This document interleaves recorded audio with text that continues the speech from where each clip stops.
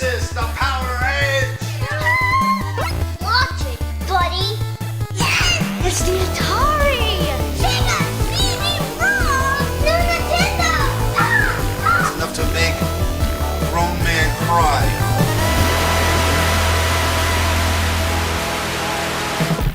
That's me and my cousin Manny. Look at us, playing basketball outside on one of the hottest days of the year. On a hot Houston day. The only thing hotter than the concrete outside was my Sega Dreamcast inside.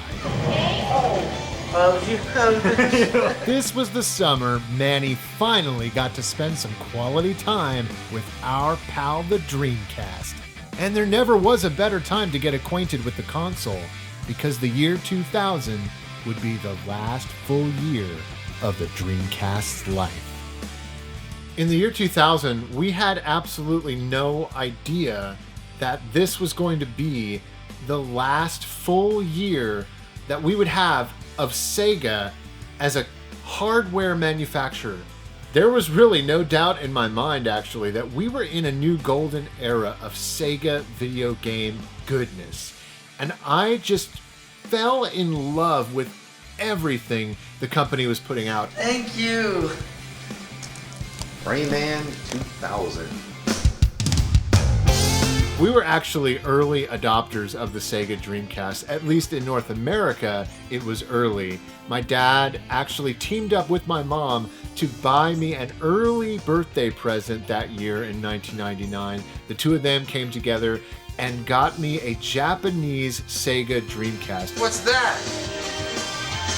Oh my goodness. This can only mean a Japanese Dreamcast. It must be Tyler's 13th birthday. Yeah, that's what it is. Tyler's 13th birthday. We got a number of games leading up to my birthday that year. I was 13 years old and literally basking in the rays of glory that was the Sega Dreamcast. Every new game that was coming out just felt like some sort of gaming revolution. I swear, it was like having the arcade at home. Go ahead and make a card swipe. Ready? Here we go! It was the leap into the 128-bit Sega Dreamcast that was probably the greatest for me. You see, Dad and I were the Sega faithful. We had followed Sega on this journey, it seemed, really for an entire decade almost. Starting with the Sega Genesis and into the Sega CD era, and of course the maligned and often ridiculed era of Sega that was the Sega Saturn. All of those failures didn't really matter much to us because we knew the company they were still innovators. We loved going with them on that journey. Sonic Adventure on Sega Dreamcast. It's thinking. With the Sega Dreamcast bringing online gameplay to home video game consoles, and just the leap in graphics. Sega's off to a good start there. Can Dreamcast end Sega's nightmare? We had fallen in love with the console, and I think Dad and I were ready to say that this was our favorite video game console of all time up until that point. And we jumped aboard the train, and there was so much hype for every new release that came out. And we wanted my cousins Manny and Mikey to buy in to the Sega dream. Now I'm nervous and Mikey's playing. Give it back, come on, dude. But I'm making you look good. He's taking pictures. At the time, actually, Manny and Mikey were more PC gamers. They were more into their home computers than they were their home video game consoles. Yes, sir. Standing by. Report for But my cousin's love for PC gaming was not going to deter my dad. Even if it took him until the year 2000, Dad was going to sell Manny and Mikey on a Sega Dreamcast. Luckily, the year 2000 was filled with incredible games. The evolution of Sega progressing in its life. It felt like there was no stopping Sega in the year 2000. Sword of the Berserk! Sega Dreamcast. Sword of the Berserk.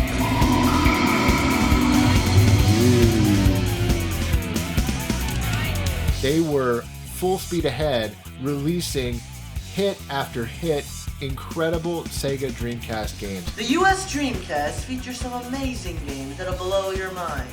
One of these games is Ready to Rumble, Crazy Taxi, Dead or Alive 2, the mind-boggling Hydro Thunder. Many critics and fans were ready to say that Sega was back. By summer of 2000, some of the most incredible Sega Dreamcast games had come out, and we were primed to show Manny the latest and greatest, and hopefully convince him to buy a Sega Dreamcast. He visited us that summer of 2000, and man, oh man, was it ever the greatest Sega Dreamcast summer. Aunt Michelle just called, and it should be here any second. Just getting Manny off the plane, I remember thinking to myself, I can't wait to show you all of these amazing games that we have on the Sega Dreamcast. Yeah, Houston, man. Finally, man. What do you say? What do you hear? What do you say? I remember having talks with my dad before Manny got into town about how many Dreamcast games we were going to play, and how Dad had made it his mission that when Manny left to go back home to New York that summer, he was going to be a Sega Dreamcast believer. Well, we went to bed at 3 in the morning, and it's 9 o'clock, just 6 hours later, and Manny is Dreamcasting out.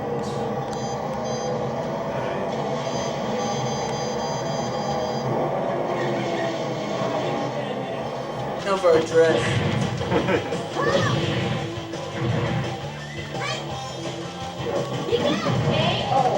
Was you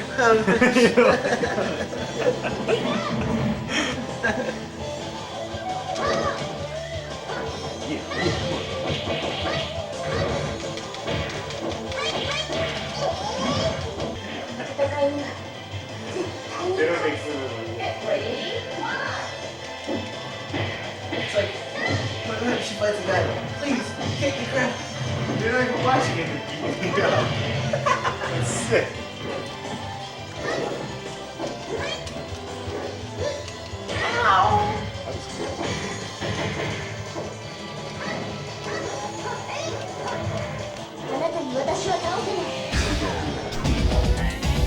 Dead or Alive 2 was one of the most breathtaking and beautiful games ever made at the time. I mean, really, the graphics in this game were unheard of on a home video game console. Even in arcades, I mean, this game looked better than anything you could imagine back then. And it ran so smooth at a buttery, silky smooth 60 frames per second. I mean, come on, it had all these awesome ninja girls too that, you know, we as teenagers, we loved this game for many reasons, let's just say that. Another game we really played a lot of was Ready to Rumble Boxing. my face. Say something else. You know her, lady. Over. Wait, do it again. Game over. Do the other one. Game over. I feel no pain.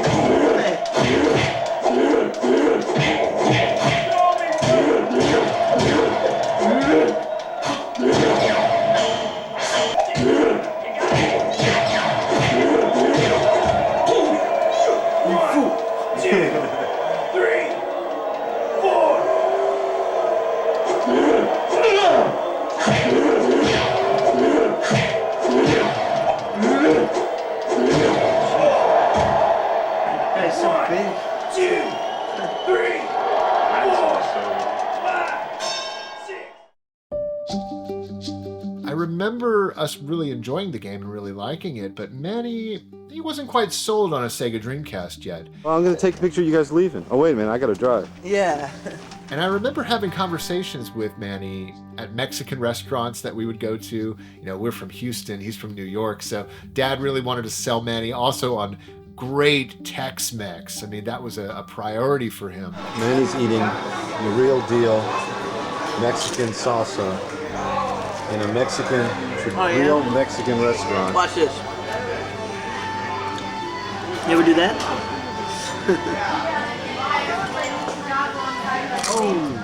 We may have sold Manny on the incredible Tex-Mex, but he wasn't quite sold on the Dreamcast yet.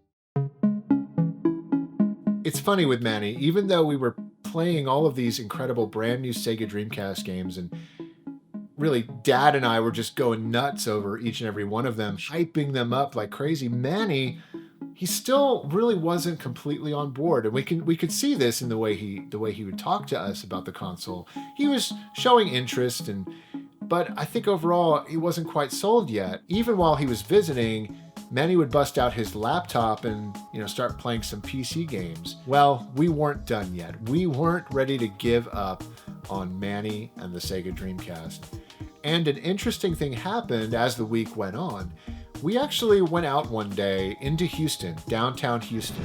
Here we are in River Oaks, Old Town. And we did a lot of sightseeing. I think we went to Galveston that day. Look at that, and Tyler, zoom into this. Look at how the temperature went down. Oh, that? The temperature's going down to 86 from 101 earlier. One of the things we did was drive by the baseball stadium in town. Now, back then, the Houston Astros played at Enron Field. Enron Stadium in the middle of downtown. It's a massive structure of biblical proportions. There's Enron Field before we die here. I mean, the battery dies. In that moment, it actually sparked an inspiration. Dad said to me when we got home, let's go ahead and show Manny World Series Baseball 2K1 on the Sega Dreamcast. If this doesn't win him over with how incredible the graphics are on the Sega Dreamcast, then we didn't know what would. Manny got a base hit. That's right, base hit, baby. Base hit, baby. And I'm stealing second. 1 out and a runner on second.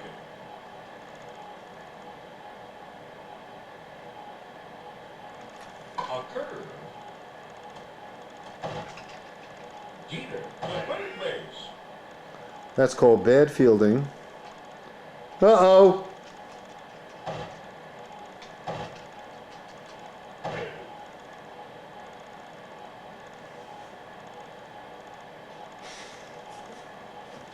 Batting fourth, Mike.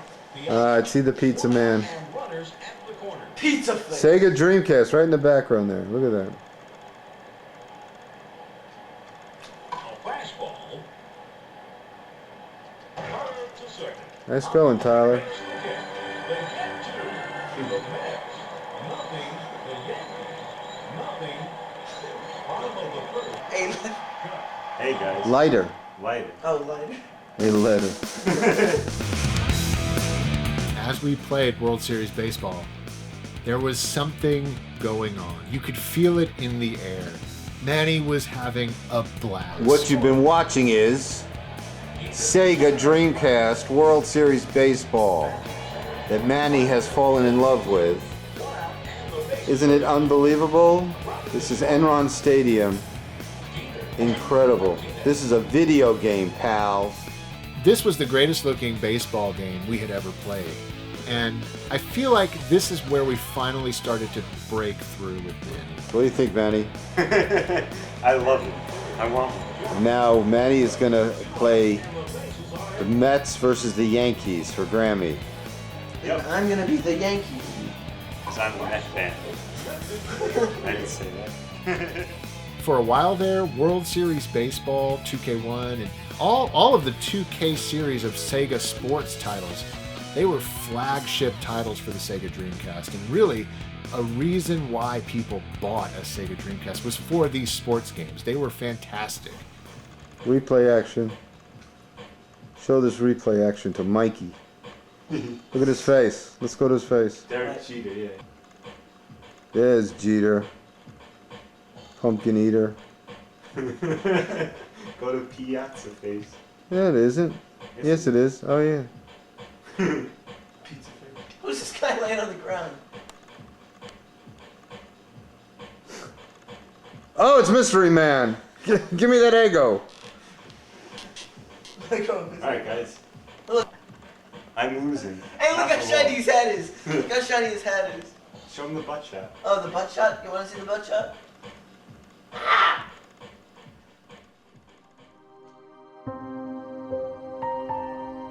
When I think of the summer of 2000, I really do feel like, guys, that it was It's probably the most nostalgic summer of my life.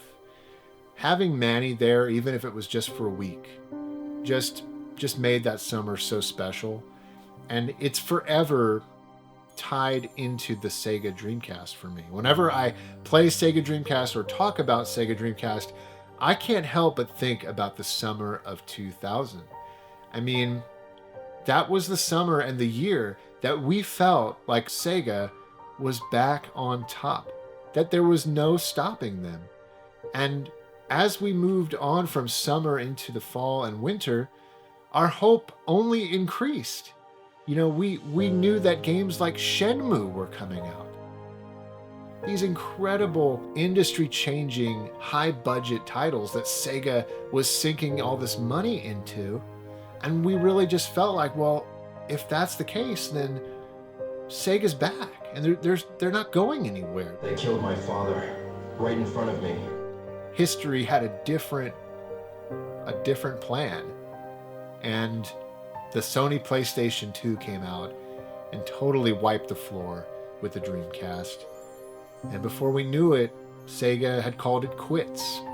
They decided to discontinue the Dreamcast. They were moving into the world of just being a developer and publisher for other video game consoles. But you know what? It was not all for nothing. Because the year didn't come to an end without my cousins Manny and Mikey getting a Sega Dreamcast of their own. Mission accomplished, Dad. Mission accomplished. He got a Dreamcast for Christmas and a computer and a stereo. We're taping this phone call.